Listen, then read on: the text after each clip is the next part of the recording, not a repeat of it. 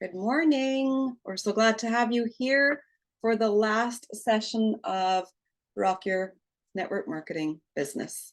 We're going to be doing chapters 8 through 10 today, and I just mentioned that we're going to just kind of browse through chapter 8 because it's more of an overview. And I do feel, like we mentioned last week, that some of these practices in this book have been updated by technology. And so some of our resources are better now than what they had when this book was being written, right? And so that's a good thing. Doesn't mean that it's irrelevant. It just means that we have better resources at our fingertips. But she talks about once you have people joining your team, duplication is where the magic happens. And so in order to plexify what we're learning here, we know that in Plexus, nobody is going to succeed unless you duplicate. Duplication is truly what happens or what grows your business, right? And so duplication begins with effective enrollment, getting your new partners started powerfully and teaching them how to do the same. And really, if you think about duplication, that's what it is. You do something and they do something, right? It's always handing it down. And she talks about systems. Systems are critical. This is where I feel like Plexus has really upped the bar since we last did this book, or I should say, since I last did this book, which was quite a few years ago. And then I co-hosted it later in a book study as well. But if I look at the systems that we have now available to us, boards, we have our Facebook groups with the featured pinned posts with all the instructions of step 1, 2, 3, and 4. Everything is in order. Do this and then do this. There is guides for everything. We have the Plexus Go app with all the videos and all the resources. Sometimes I feel like we have too much, that it becomes choice overwhelm, that it becomes like, oh, which one should I pick, right? And I think that if we remember that systems are only powerful if we actually use them. They have to be used, and we have such good ones that when she goes through these, I don't know, Sheila, it's up to you, but we can kind of just, when she talks about like effective enrolling, we can just kind of share what we have, because the way that we do it is similar to what she's sharing, but I feel like the way that she's sharing it is the old complicated way. We want it to be simple, efficient, and easy. So yeah, I think do not want to create confusion. Go ahead, Sheila. this is something that we talk about a lot. Mm-hmm. And so it's not something that we just don't ever cover. There's a few points that I do like that she mentions is that you are available. Basically, like the underlying message is that you're available to people, that you don't just leave them hanging for a long time. So you're available to these new people. So, because in the beginning, that's when people are the most excited. So making sure that right away you plug them into everything, that you get them connected everywhere, into all of the resources that Mom talked about. I like how connected she is throughout the enrollment. So either three-way calls or staying very connected, voice messaging, whatever it may be. And then getting very clear on your potential's reason for starting, whatever that may be, from health to wanting to get their products paid for, whatever their goals might be. And drip dropping, if they're starting in just for the products, then talking to them about, if you had 3 friends join you, like you would make this and this much this month. If you had an accountability partner coming alongside you. As we've been talking, has anybody crossed your mind that could use so and so?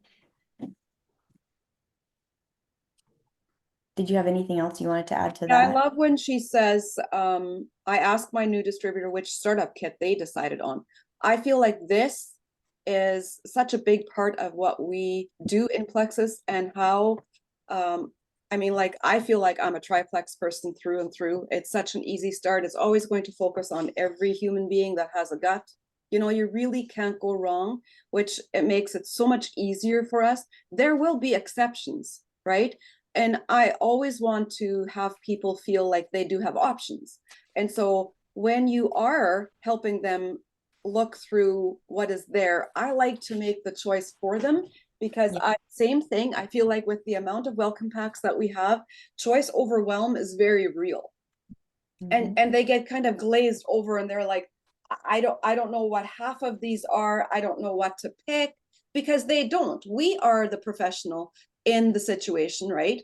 And so like Sheila said, be there for them.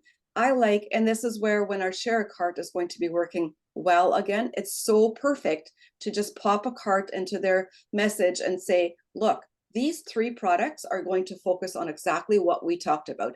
And then saying, because you said, and that relates it back to them, because you said, and talk about what they shared, what their health goals were, right? And you have the conversation right back in where they wanted to have answers on what they are wondering, and you're eliminating the noise of the confusion, right? And so really being there for helping them to make the choices. And it definitely is our responsibility to share the value of what the subscription is and why we do need subscriptions, right? So the bottom of page 85, where she says, creating a list and launching their business are two of the most critical activities, oops, for a new distributor to see great success immediately. This is you casting vision. Casting vision is you already talking about things that they're not even thinking about. And it can be as simple as, okay, so as soon as we get you started and you know exactly what to start on your products, we'll get you started in a very simple manner, and then we can talk about who you've been thinking about while we were talking. Segue the conversation from them to who they are also thinking about, right? And so that takes us to creating a list. And she talks about how they sit down to make the initial contacts, the initial prospecting call, how she reaches out to them and make the invitation. I feel like this is where our messenger chat events are so effective, is you can so easily say, look, Thursday night, we're doing a messenger event. It'll just be a series of posts. And this is where your friend can come to just check out what Plexus is. Are you thinking of anybody that would be curious? And they can add their friends. The more simple you make it, the more easily you can segue the conversation. And it seems complicated of what she's talking about in the book. Really, it's the same thing we are already doing, right? When she talks about a three-way call or a meeting, they used to do conference calls where, you know, one person would call the next person and then the next person would link in the third person and then they would talk on the phone together. We have three-way chats. We have Zoom. We have so many more options that make it so much more connectable and so much easier to use that, right? So yesterday I had a brand new girl just pop me into a three-way chat with a friend of hers, and she basically said, hey friend, this is Marge who I was talking about. And then that's where she left it. And I was like, hey, so cool to meet you. I don't know what you talked about, but I would love to know. People find it easy when you make it easy, right? Mhm. Yeah, and I think that this is another one of those areas where we get to be aware of where people are at. So different generations often have different needs. Debbie was really good at this. She just signed her first VIP, and she knew that this lady would prefer to speak over the phone. She knew that. She's like, if I want to meet her where she's at, then I've got to speak over the phone with her. And so we did. We sat down for a three-way call. I hadn't done one of those in quite a while, because usually we go to chats because my demographic is more young moms, and usually they don't have time for a call, or it's really loud in the background. And so having a three-way chat makes it easier for them to be able to quickly sneak into the bathroom and listen to a voice message while they lock their kids out, because we do that. But she knew that her potential would prefer to sit down on the phone and have a one-on-one conversation. She knew this lady, she knew what she would need, and it went so well, and she signed up right after because we met her where she was at. So I think it's the type of communication is not so important as meeting them where they are at and what they prefer. That's a good point. Such a good point. And we have so many options to be able to do that, right? So she talks about, my goal is to give my new distributor confidence to reach out to those people on their list, to share their story and the company story, to teach them to start inviting these people to their events or 3-week calls. I teach them about 3-week calls, why they are effective and how to use them. What she is doing there in that paragraph is building belief into her new person. Look, this is something that we do at Plexus and it's been really effective. I don't know how this would look for you, but this is what we do. And then you can share what you're wanting them to do, right? And using these certain phrases, I love this guy, Phil Jones, exactly what to say. It's incredible how people will feed off of your words, right? Using the words because of what you said relates it back to them. Or using terms like most people, and then you're adding in a lot of belief behind that statement, right? And you can do this with exactly teaching them what to do is you're just creating belief in them. Do you want to take that next one, Sheila? Oh, you're muted. I'm muted. I had my kids in here.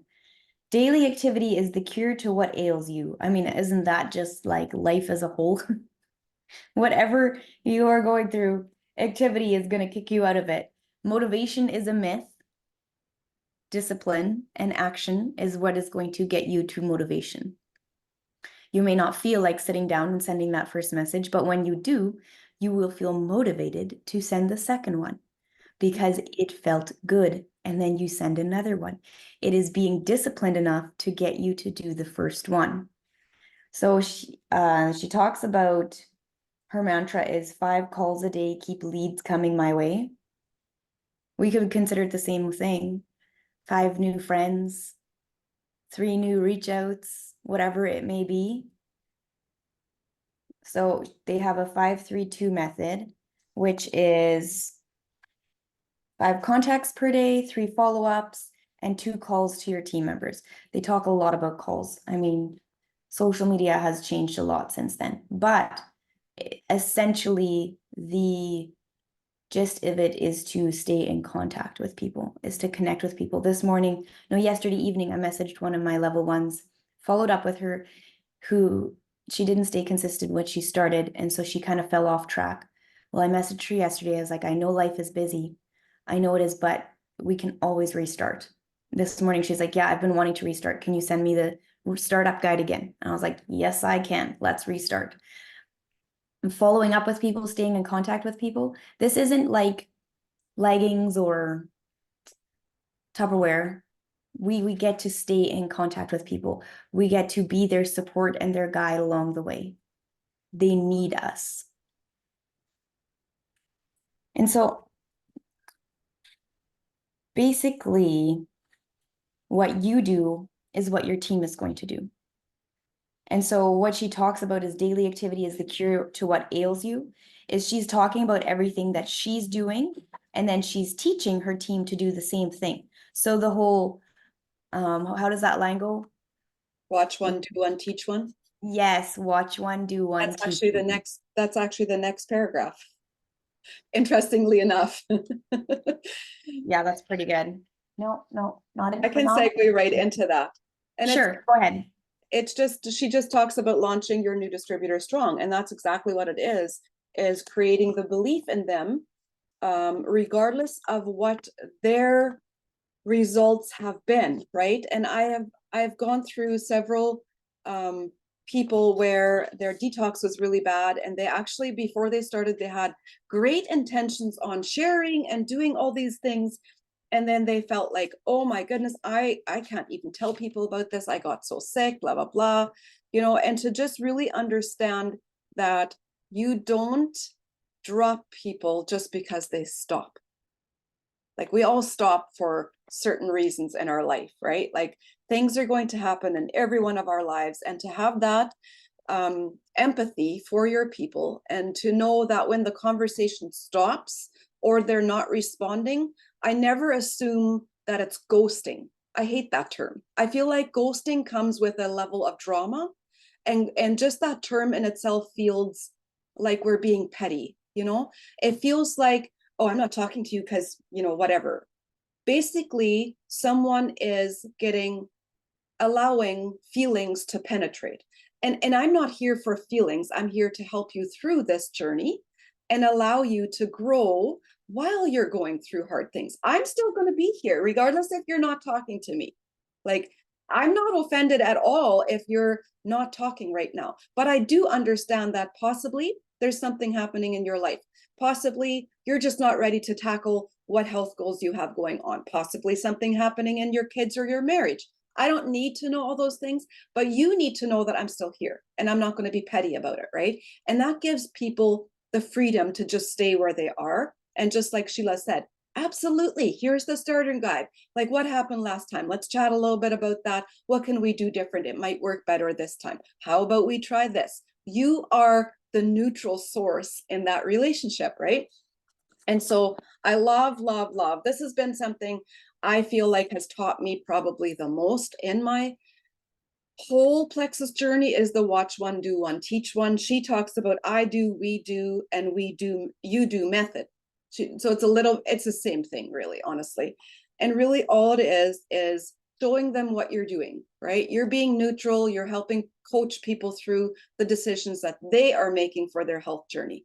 You're being neutral on how are they reaching out to new people? How are they posting? How are they showing up and sharing Plexus? You're being the neutral source for that. And then you can show them, hey, how about we do this together? And that could look like you sharing in a three-way message. And you can tell them, hey, look, I'm going to walk your friend through some questions and you can just listen in the three-way chat and see what I do. It's really simple. Just follow along. And then the next person that you bring to me in a three-way chat, I'm going to let you do that. And then I'm just going to follow along. You're teaching them to step in your shoes because why? Because that's duplication. You don't always want to be the professional. You're not the doctor. You're not the one that is responsible for all these people. You're just teaching and then showing them how to do it. And then they carry that on. So I always find like my most proudest moment is when I see like people doing their own events or they're like really coaching people through something hard and they come out in the end and they're so excited because yay, that worked, right? It's finding the solutions that work. And so the bottom of page 89, she talks about, I teach them how to invite. She talks about hard copies. Honestly, hard copies are not going to fly in today's day and age. It's just teaching people how to invite is a connection method. It's a matter of how well are you going to be able to connect that relationship that they're actually going to want what you're offering, right? And so I find we can do all the events, we can offer everything that's out there, but if we're missing that connection to the invite, that we have excited people that are like, oh yeah, I want to come check that out, that is the skill that we need to work on. That is the skill that we need to develop. That is where we want them to have the facts tell, but stories sell. They're relating to the stories that you have shared. They're answering the questions that you're asking, right? And just know this doesn't come in a day. This happens by you doing the 5-3-2-1 method, the daily IPA sheets, and the messing up in a conversation of where you, and I've done this a lot, where you literally go back in the conversation, say, look, I really didn't handle that the best. How about we start over? Here's some interesting details. Did you know this? And then just share something with them. And they're most of the times super open to being like, oh, that's no big deal. Like be willing to be wrong and they will feel that you're genuine, right? And so she's talking about events. I love in-home events, and the last COVID years honestly hasn't been super good for that, but I really see people getting back into them. They're doing short little things at home. Like I have a diamond friend that's doing sourdough teaching, and she's got a whole bunch of friends coming over learning about sourdough, and in the meanwhile she's talking about and sharing Plexus. It's such a simple segue, right? And so if you have something that brings people together, that can be your platform for sharing Plexus as well. What you're doing here is getting them off to a fast start. You want their return on investment to be quick, right? What Sheila talked about, getting an accountability partner, is very often the easiest thing to do. And this is something that's very powerful, where you can say, look, I know that we all do better when we are held accountable to someone. Who is that one person in your life that you know is going to show up with you and is going to tell you, hey, did you take your pink drink today already? Who's that one person? Because we all have someone. Wouldn't you like that person to start with you? Because that show, if we have an accountability partner, we're 85% more likely to succeed. Like, it's just a no-brainer to start with someone that you love and know already, and that way you're both going to have results. Like, you can open the door so easily for them to be successful in a matter of how we lead the conversation, right? And then they're already making money. That's the solidifying factor there. She talks about power partners. They also had an iPad incentive, obviously. This is quite a while ago. It's interesting that they had an iPad incentive. When they reached their first goal, we then looked at the next goal. Keeping people on the step that they are working on is crucial to them not feeling overwhelmed, right? One of the greatest things that you will hear when you're helping people to learn how to share is often, oh, I'm so overwhelmed. Like, I don't know what to do with all these conversations. Like, what do I send this person now? Oh, what do I say to this? Be the one that brings in the calm, brings in the, nothing is an emergency in Plexus. It's all good.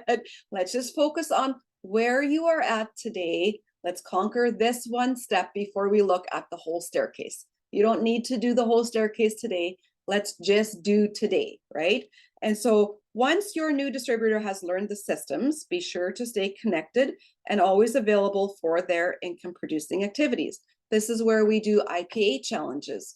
We do things where we, show our work at the end of the day, and we show up for each other to hold each other accountable. People will show up for what they feel committed to, right?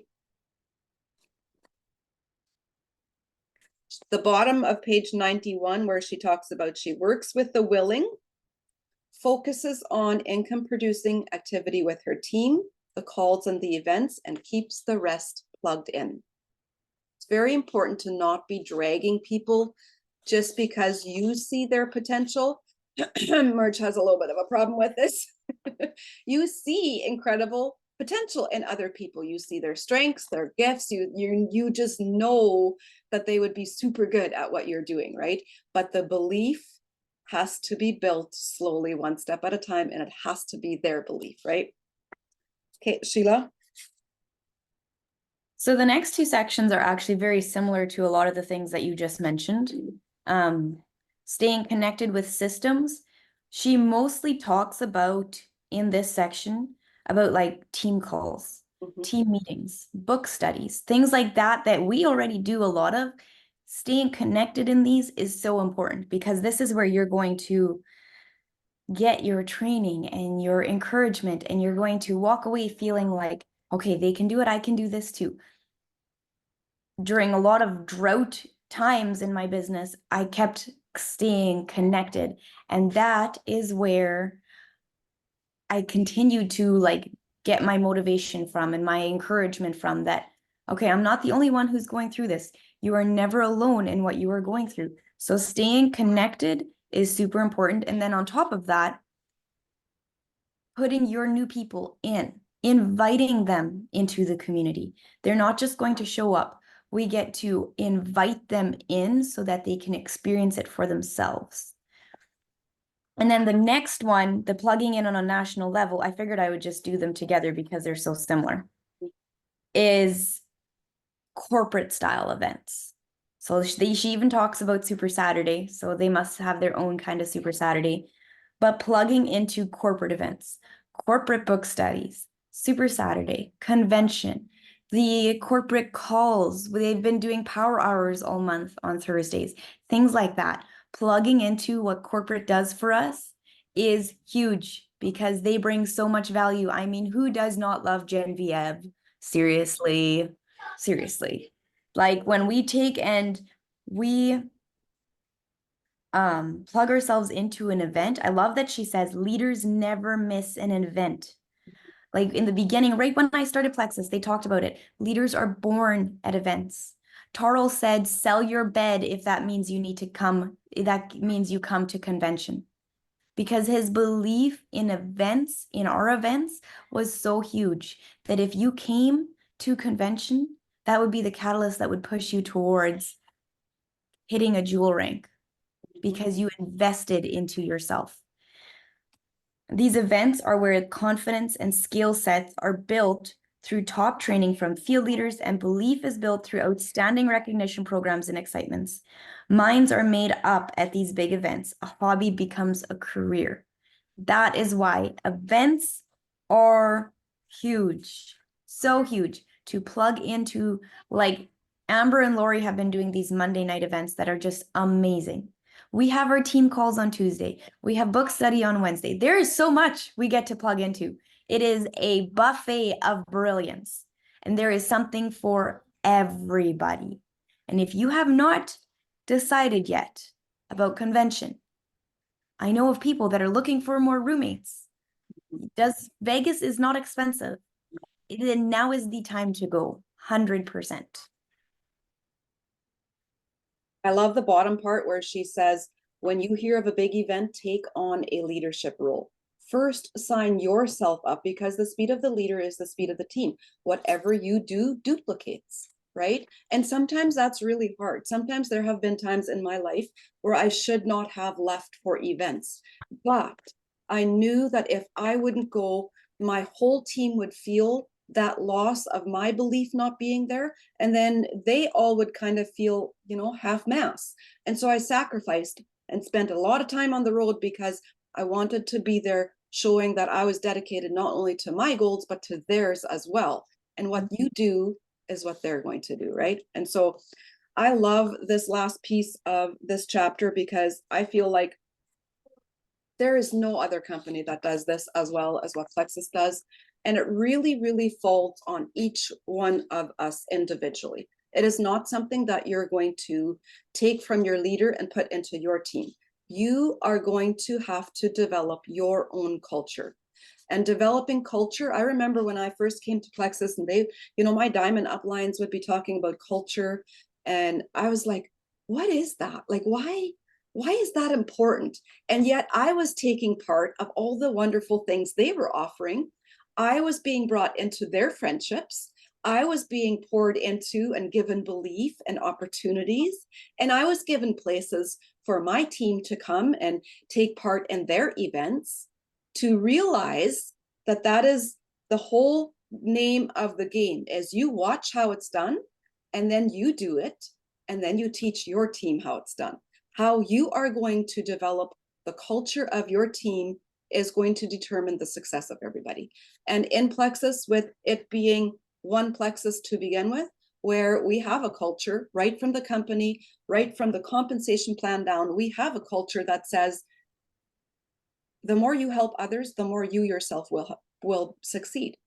And in the very, very beginning, when Alec started talking about network marketing the way it could be done, should be done, but rarely ever is done, that responsibility lies on us as the leaders. We get to show up and offer that.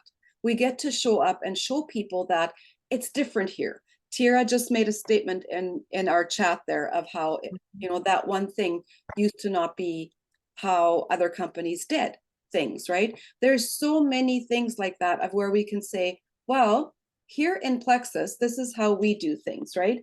And so creating culture, and this, we always said, culture eats strategy for lunch. You can have all the strategy and all the resources in the world, and it's not going to motivate people. But when people feel inspired and they feel that you care about where they are at, and you care about them succeeding, so you help them through their hard things that they're learning and growing through, that creates culture. That is going to be the glue that keeps your team together. And that is why the friendships are what keeps people in this business. The friends that you have brought in that you have cared for. What is that saying? People don't care how much you know until they Know how much you know care. how much you care. It's such a simple statement, but it's so heavy because everything lies upon that statement, right?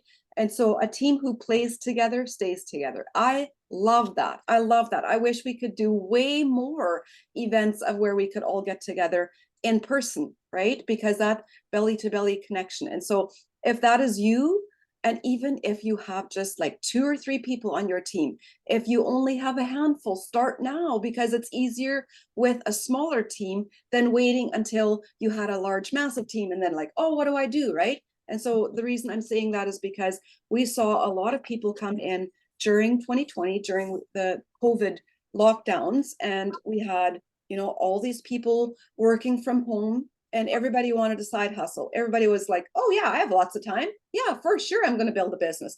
And bam, away they went. Many of these leaders grew businesses up to jewel level and had never ever done an in-person event. They had never stood in front of a room with even just 10 people and shared verbally in person their belief about this company, their belief about the products, their belief in the people. And those are actions that you have to learn in order to create the belief that your team is going to pick it up as well, right? And then all of a sudden it came to like, okay, lockdowns are over. We need to get out there. We need to get people together, because that's what makes people successful at the end of the day, is the glue that's going to keep you together. And then they were like totally shy, totally freaking out that they had to get out in front of people, but they were jewel level leaders, right? And so it just shows you that it's not just the business that is going to make you successful, but it is definitely hugely the connection, the people that you're going to bring together, how you're going to be the connector to bring everyone around your table. And so always remember, whatever you do will duplicate, starting today. That's a very, I find the impact of that statement very heavy, because if I just kind of meh around today and say, whatever, I'm not going to invest in myself today and I'm just going to show up, that translates, that trickles downhill, right? Go ahead. My background is so loud. I keep thinking you'll be able to hear. No, it's not bad. No? Okay, No, good. no. Because very enthusiastic behind there, which is pretty good because that's one of our E's that we're going to be going through. So my kids already know that E without having to be taught it. I love these 10 E's to an empowered entrepreneur. So preparing yourself to lead. I feel like most of these probably come from John Maxwell, because he's the king of all of this kind of stuff. And so I'm sure we have heard a lot of these before, but if you are like me, a reminder is always good. A reminder is always impactful. And I just thought of something this morning. I don't know what the numbers are, but I know I was reading something about how kids learn. And you can tell it to them over and over and over again. And you have to tell it to them many, many, many, many, many times in order for it to solidify in their brains. But if you allow them to experience it, to play with it, to learn it hands-on, it only takes a few times. So as we're going through these 10 E's, let's think of ways that we can experience them, play with them, live them out so that we learn them quickly instead of having to hear it over and over and over again. Experiencing it sometimes looks like failing in it, but that's the best way to learn. So the first one is about ego, which I think is the best place to start, because there can be a lot of ego in this profession. Either you are too humble or you're too proud. It's almost finding that middle ground in a way. She says, humility is the ability to not be moved by flattery or by criticism. So it is finding that middle ground. Remember that confidence and humility are not in conflict with each other. A lot of people look at confidence as being prideful. It's not. It really isn't. Confidence is standing, for me, it's standing in knowing the gifts that God has given me and that I can perform them well to his glory. That's what it is for me. And I can still be humble in that because they are gifts that I was given. And So you can have both at the same time. I love this next part because I think it is so important. Watch your attitude. Never convey a down attitude to your downline. What goes downstream poisons your group. Always, when you're down, go up. If you are struggling, you are having a hard time, nothing seems to be going right, do not go to your team.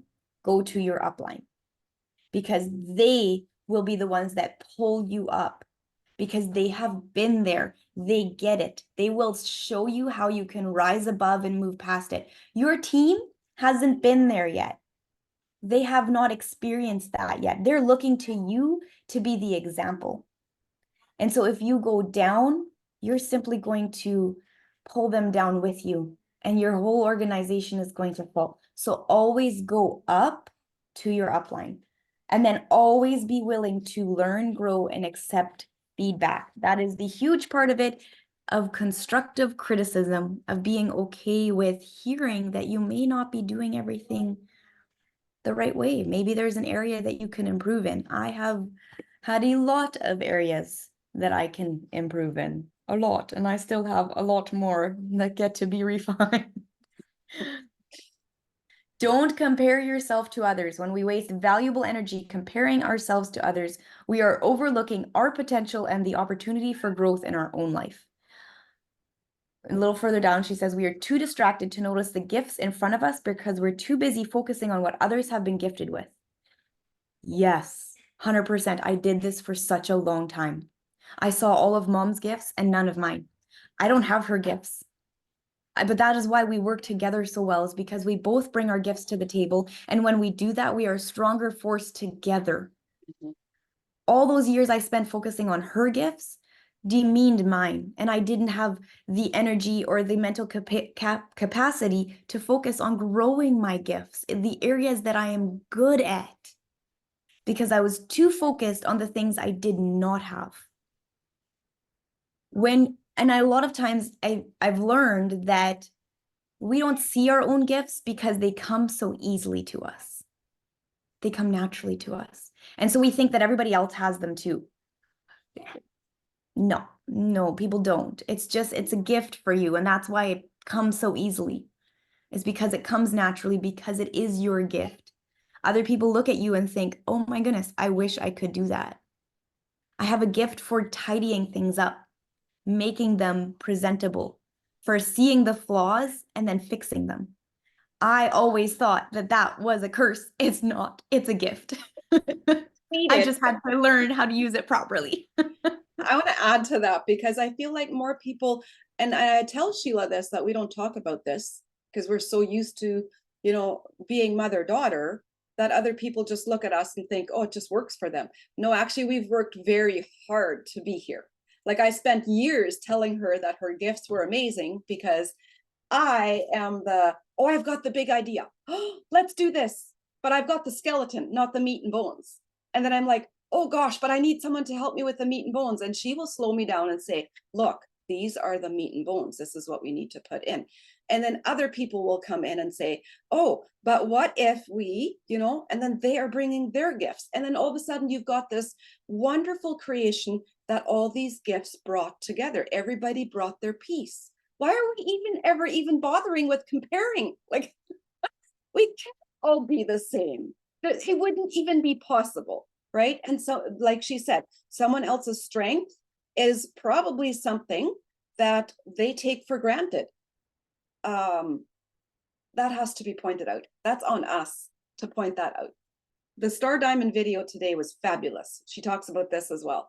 Finding the strengths in your team and calling them out and showing people that they have something of great value to be here.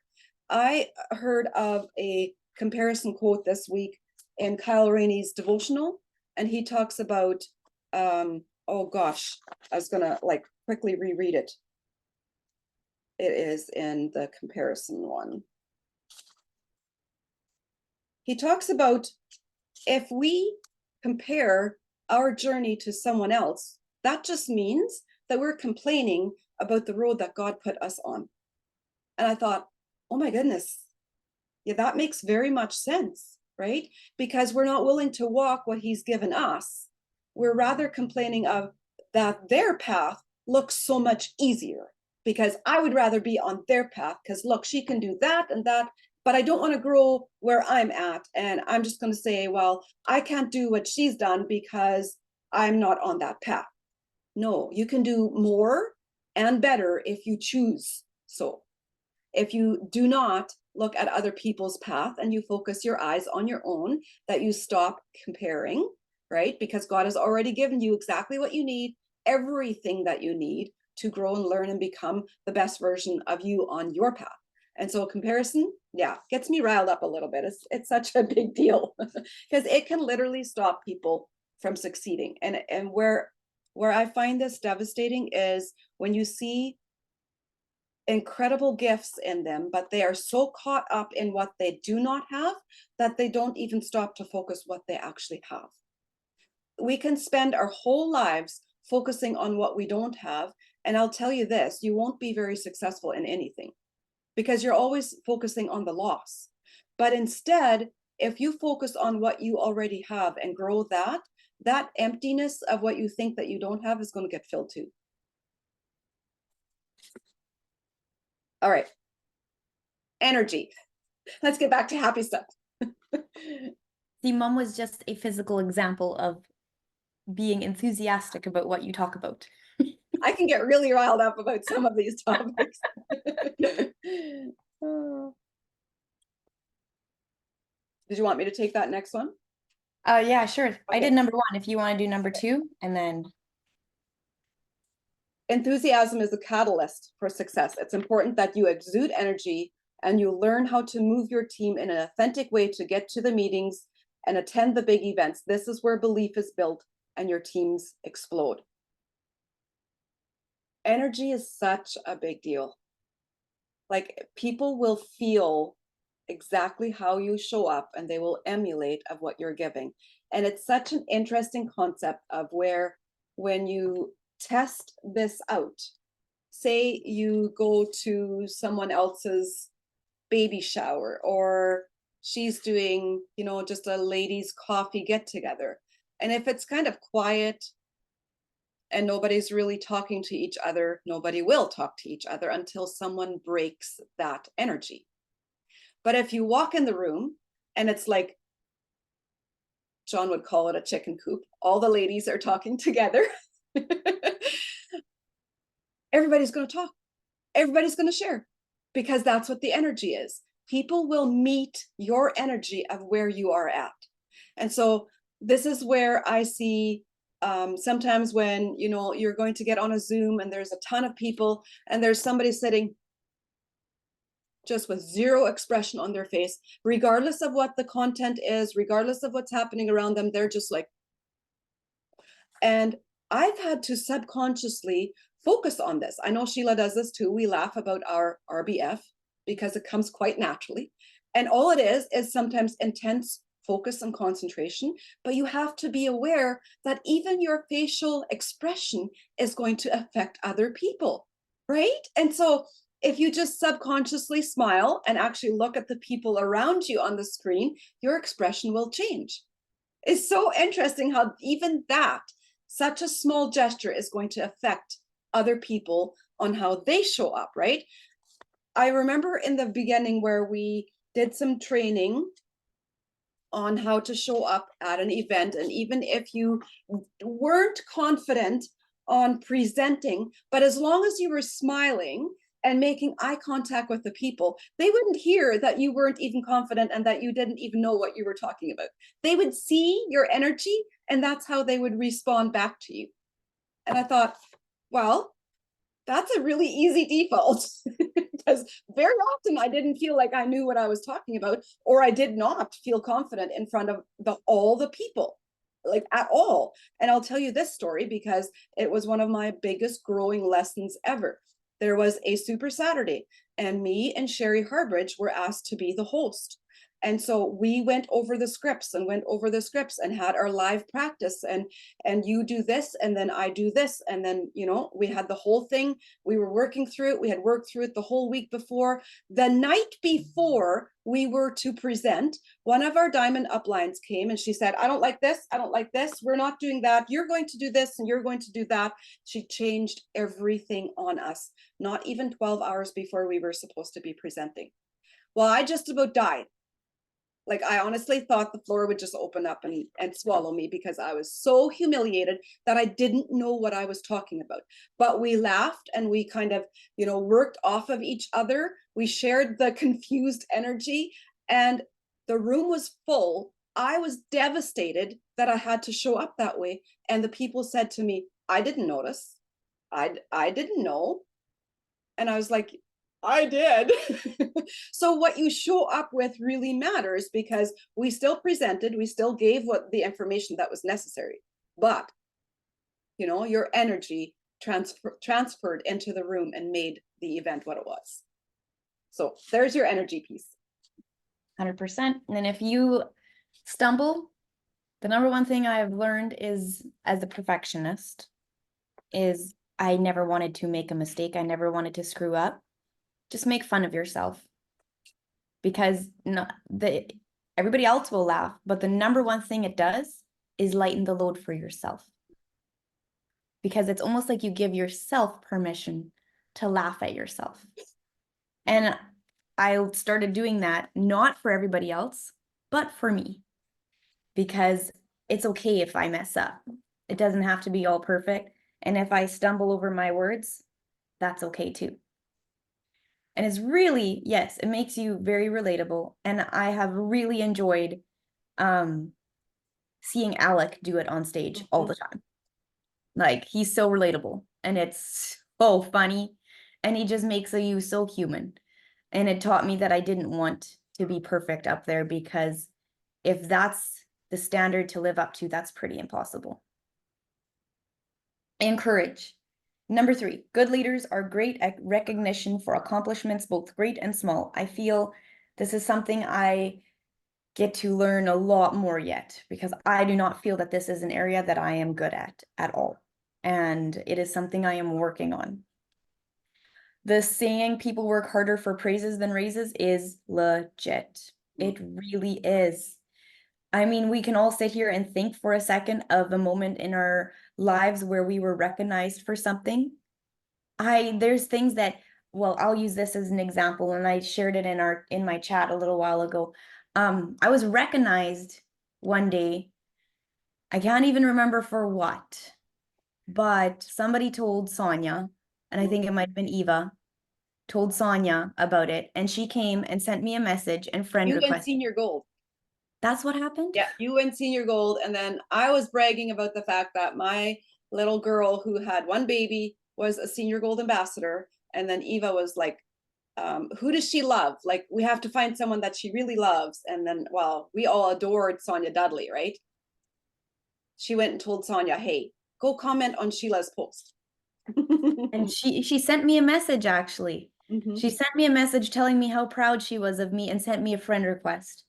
And that is a big honor, because you only get 5,000 friend requests on Facebook. And so I was like, huge honor. I got to be, in the moment, it felt like being friends with a celebrity. I mean, in the light of Plexus being what you're being paid and everything, I mean nothing to her.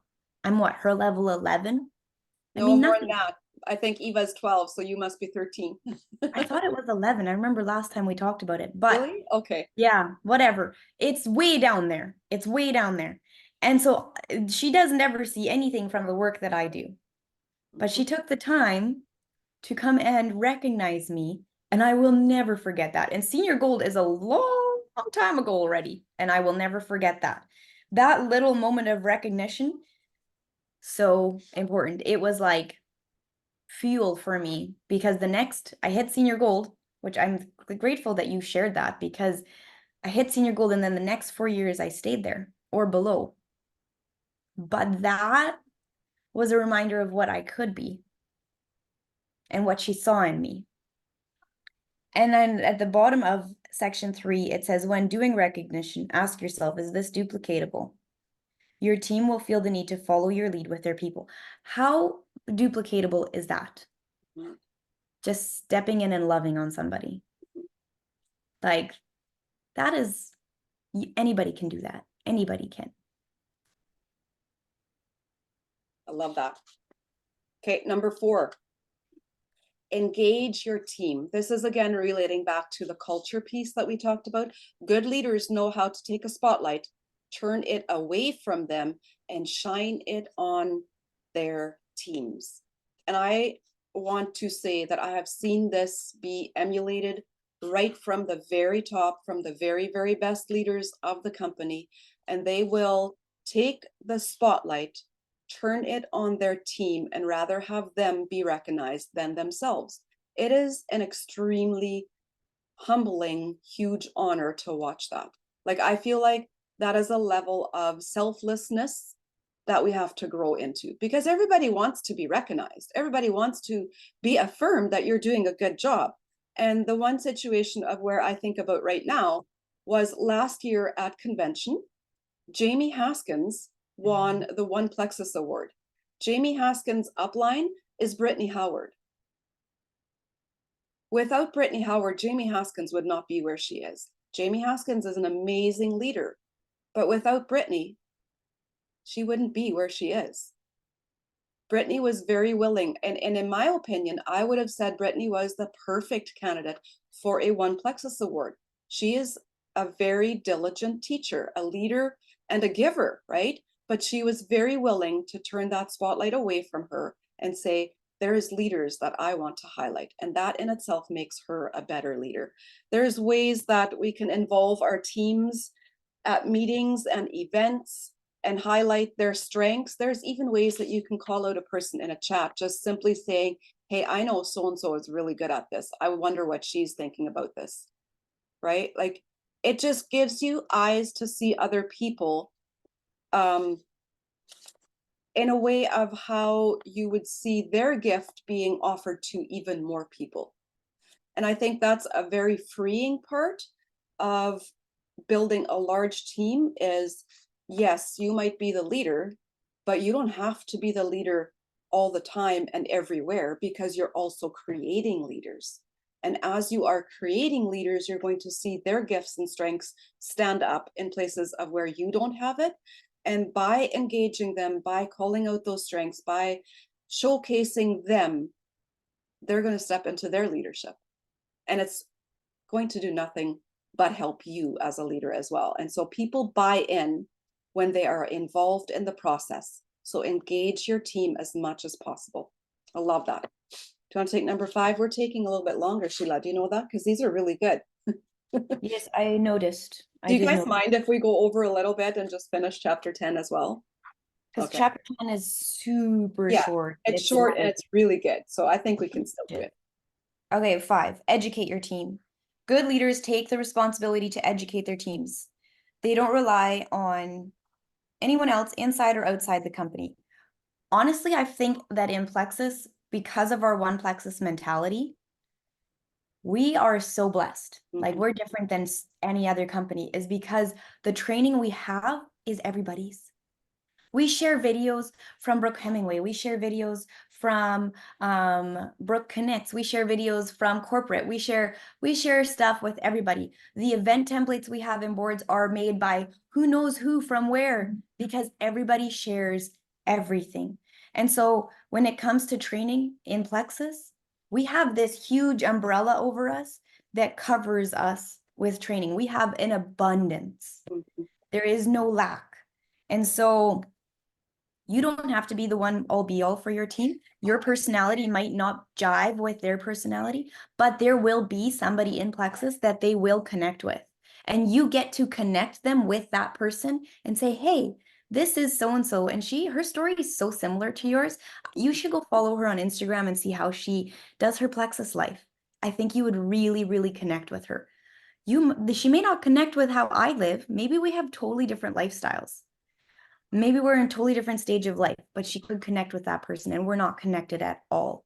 So I feel like here, Plexus is different. but we get to educate our teams. We get to be the catalyst that directs them in the right direction. Number 6, equip your team. Develop a mentality that you're out to create empowered entrepreneurs. Turn off your enabling button.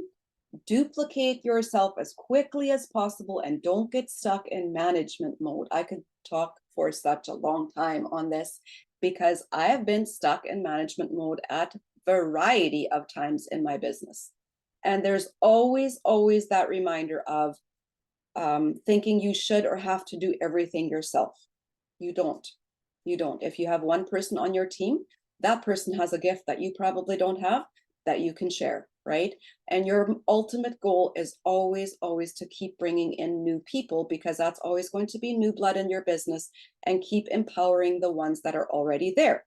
So encourage your team to rise to the challenge and develop their own leadership right away. I feel like there's been such a stigma around just the word leadership that people, sometimes would come in and say, well, I'm not a leader. And all they thought about was, I have to be a boss to all these people. That is completely wrong. If you've ever caught yourself thinking that, please just eliminate, erase, take away that thought, and understand that leadership is simply being one step ahead of the person that you have brought in, and then you can link arms and do it together. There's never a time of where you have to know everything. And I have no problem, and I talk about this quite a bit, is years ago when I was in diamond chats where other jewels were growing, and someone would come in and ask a question, and Kristen, my upline, would say, I don't know. And then I was like, that's really rude. I know that she knows. That sounds rude. And I wondered, why would she talk like that? It's because when you develop leaders, they will learn more by going to look for the answer themselves than having it told to them. Just like the example of Sheila used with your kids. You can tell them over and over, but if you make them do it, they will learn it that much faster, right? And that takes you out of management mode of having to need to know everything. You don't have to be the professional in everything. And the bonus part about that is it really exemplifies where other people are strong, and you can see that.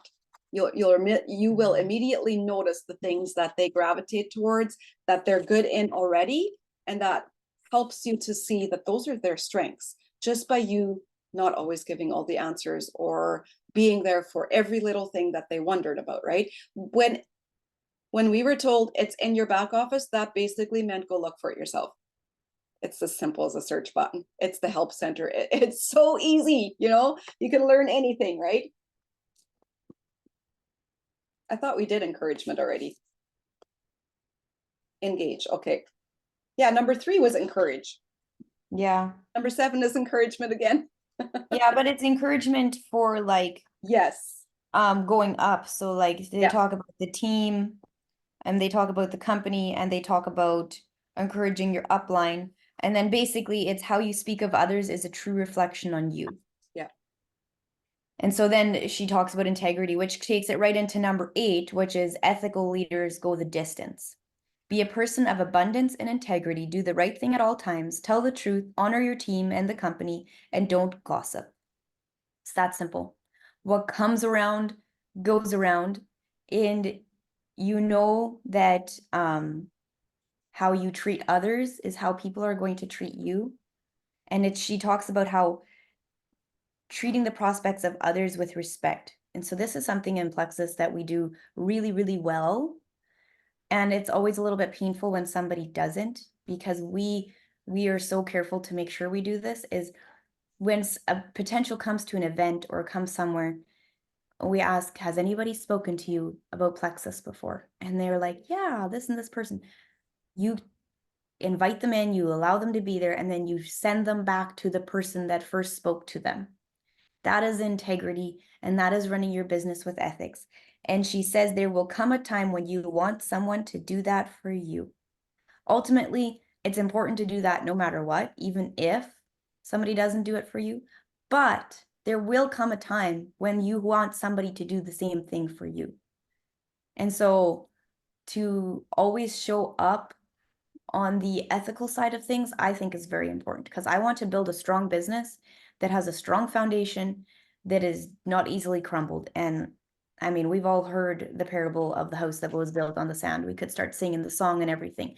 I don't want my house built on the sand. I want it built on the rock. And just to go off of that, I've seen teams completely crumble simply because of the leader had a lack of integrity.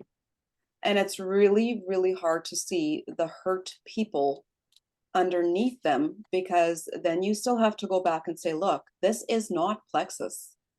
She did not emulate who Plexus is. That's our responsibility as a leader. But she chose to put herself in front of that. And now, you know, she's living this facade.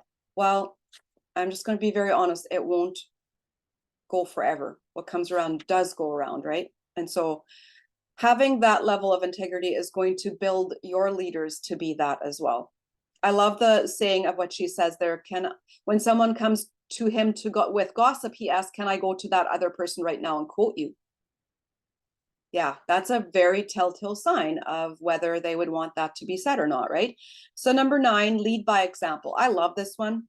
Whatever you do duplicates, so don't train on things you're unwilling to do and set the pace for your team. Never stop recruiting and building. Never ask your team to do something that you are not yourself willing to do or have done already. That is a huge piece of being a leader. And like I said, you only need to be one step ahead of them, but you can say, look, I reached out to a friend that treated me really shitty. And guess what? I didn't die. It's okay. You can reach out to your friends. You know, like it's always that one example of, look, this is what happened to me. You're going to be fine. Let's do this together. I've done it too, you know, or you can say, let's do it together. Like that even scares me. There's still things in this business that scare me that I will be avoiding because we're human, right? We're just human beings. But if you have the willingness to do things that are hard for you, your team will show up doing hard things too. It'll just emulate its way down. And using that integrity model is going to be such a huge factor of how you're going to walk away, right?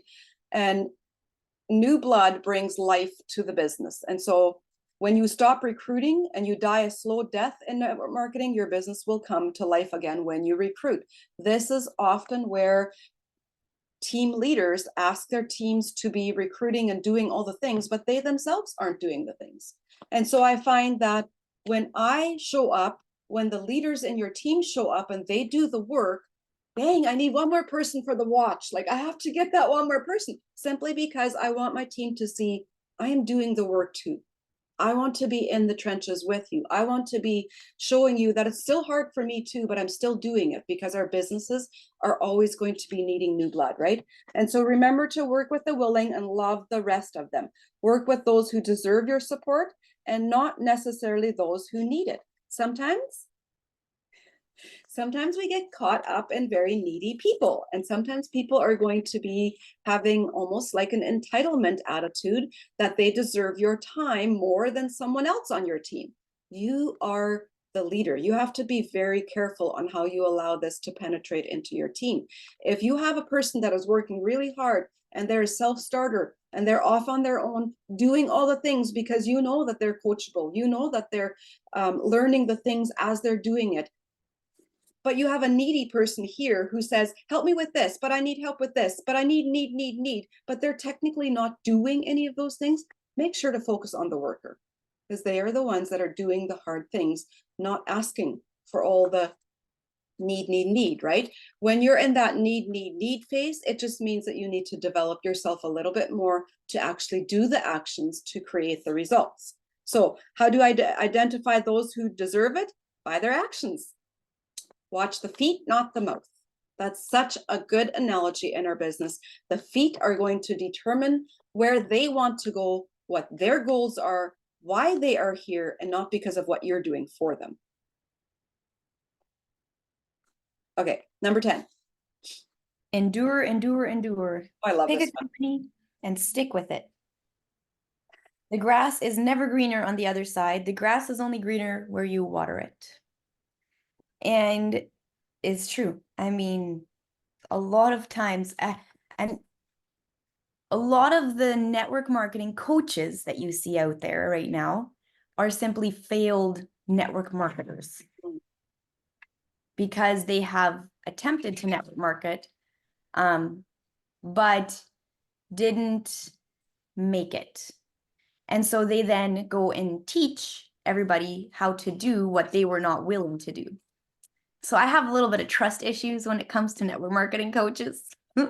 I would rather go and sit at the feet of Celeste Gwen and learn from her, sit at the feet of all these star diamonds that have been training us and learn from them, because they have done what I want to do. They have done it. They are living it. And so be willing to fail, be willing to move forward, be willing to learn from your mistakes, and don't give up. You can either give up when times are tough, assuming it's not working for you, or you can continue to learn your own life and leadership lessons as you move ahead. And for some of us, it takes a little bit longer, and we eventually get there, but we learn a lot along the way. And that journey is worth a lot. A lot. It comes with vulnerability, and it's not always easy, but it is worth it. And your grass becomes very green because of how much you're going to be watering. I've seen leaders leave our company because basically of blame, right? They were placing blame on something, the company, the products, whatever they were using to default from the actual situation at hand, which was they needed to water their own grass. And it's really sad to see, because they're giving up on themselves is what they're doing essentially. And they're taking themselves with them to the next place of where, they're offering their expertise. And so you have to bless and release, and you have to let them go. But ultimately, where we're going to decide to grow ourselves and go through the journey, that's where we will succeed the most. All right, last chapter, power of belief. I think this was probably my most favorite part of growing my business, is developing the belief to the level of where I have been. And I'm going to be the first one to say that I didn't always have belief. I had lots of moments and lots of years of a lot of self-doubt, a lot of, what am I doing wrong? Why is this not working? Like, where else can I do more? Why? Belief is the gas in your car. The belief in yourself is going to be the biggest piece. You're going to need belief in your company. You're going to need belief in your leader. You're going to need belief in your team. And so all of those pieces put together of how far you're going to go, right? So she talks about her story about how they were able to go to that orphanage, right? That is their dreams realized because of the belief that they had starting this network marketing business. It takes time and money to pursue many of our life's passions. Network marketing can be the greatest vehicle to provide the time freedom and financial freedom necessary to live a life that you love. Your dreams, desires, and passions were placed in your heart for a reason. And I don't believe that there's a dream or a desire in our heart that cannot be fulfilled. It doesn't matter where you are now in your business. Your dreams can be realized through this vehicle. You just have to remain coachable and committed. You can never give up, right? So you're deciding to do that, to make this commitment. And so she talks about Nikki and how she continued to remain coachable and committed. She would speak words of affirmation to her, reminding her of her dreams, how much I believed her. Nikki's faith was being built, her confidence was being built, and she was being refined into the leader that she was intended to be. And then her business exploded. So just know that every self-doubt, every low moment, every valley, every mountaintop is a piece of your belief, of your journey that you are building, bringing you to those pinnacles of success. I love when one of the trainers was pointing out that there's only 9 rank ups in Plexus. And so 9 times in your whole journey, you're going to have mountaintops. All those other times in between is going to be valleys and climbing, and sometimes backsliding, right? It'll be a lot of work. Let's be realistic about the work that it is. But if you have the proper pieces in place, like your belief, where does most of the growth happen? It happens in the valleys. Because I mean, like, look at the valleys in the mountains. They're lush and green, and trees grow there, and everything is beautiful. And the mountaintops are actually bare, right? And so it's a good analogy to understand that every piece of that is necessary to build your belief. And so, what do you believe for your business? What do you believe for your life? What are you speaking over your business, life, and team? This is probably one of the very biggest pieces that I focus on when I do coaching, because if you haven't learned to allow yourself to dream, you will also not believe in yourself. And that was a very painful piece that I had to learn about myself, because I had come to a place in my life where it felt like if I had dreams, they were just expectations that were not being met. And that was also because I was choosing to not do something different. What is that definition of, gosh, what is the saying? What is the saying? To do the same thing over and over is the definition of insanity and expect different results. Sorry, I botched up that saying, but that's what it is, right? You have to like be able to step out and do something different. So if you haven't believed in yourself up until now, if you haven't really focused on like, what do I want my life to look like? Literally, don't say, oh, I could never do that. Why? Why not? I could. If I could, then you could too. If you have breath in your lungs, you have the ability to still make different choices. We all do. As long as we are on this earth, we can choose to make different choices and be impactful to other people around us, not be offended, be impactful, and choose to make our life the way that we want it to be. And Plexus can be that vehicle that takes you there. Because use the analogy of walking, you're walking towards your dreams. Finances, time, money, everything is always going to be an issue of how fast you're going to be able to realize and live what your dreams are. But if you get into a car and you hit the gas, you're going to get there a lot faster. Plexus is your car that can amplify your speed towards your dreams. And that is going to need your belief to make it happen, right? So you have the ability to speak into someone's destiny. I never take this lightly. This is very, very impactful. Just as I spoke into Nikki's life and she in turn spoke into her team, you have the ability to truly transform lives with your words. We give life to what we say, good or bad. That is really, really big. Speak life over what you want to see happen, right? And then she talks about how she used to speak and how she has changed that. I used to say, I'm young, all of my friends are young, no one is joining me. And then when people were joining me, I would say, everyone is quitting. I was definitely in a holding pattern myself, but looking back, I realized I was exactly where I needed to be. I wasn't ready to lead yet. I was being refined into the leader and women I was destined to be, being prepared to lead the multitudes. You have to grow to become the person in order to impact a lot of people at once, right? And so we all have impact on lives, whether it is in our marriage, our ministry, our families, our business, or our careers. We all have people who are depending on us to be effective and to cast a vision for them to reach their full potential in life. I used to have great impact on little lives as a teacher, and now we have influence over many adults in our business as well as many little lives around the globe. Look at how that amplified, right? Like she used to, like a teacher is very impactful in a child's life, and now she's able to duplicate that so many more times. She talks about how when they first realized their first dream, Phil and I looked at each other with tears in our eyes and said, it was all worth it. And that is why you, my friends, are here to grow and to learn and to become who you are meant to be through all, all the hard work, the tears, the rejections, the no's over all the years that you've been here. It's all worth it. It truly is.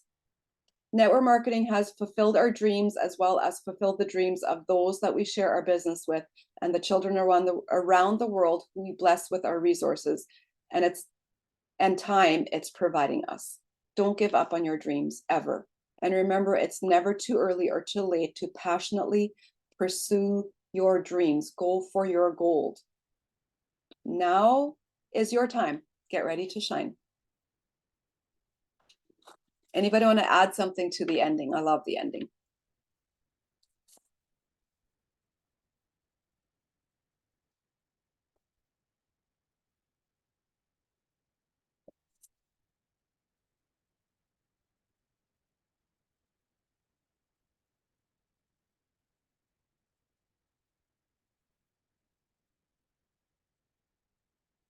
This is a short book, and sometimes it feels like, well, not every piece is relevant.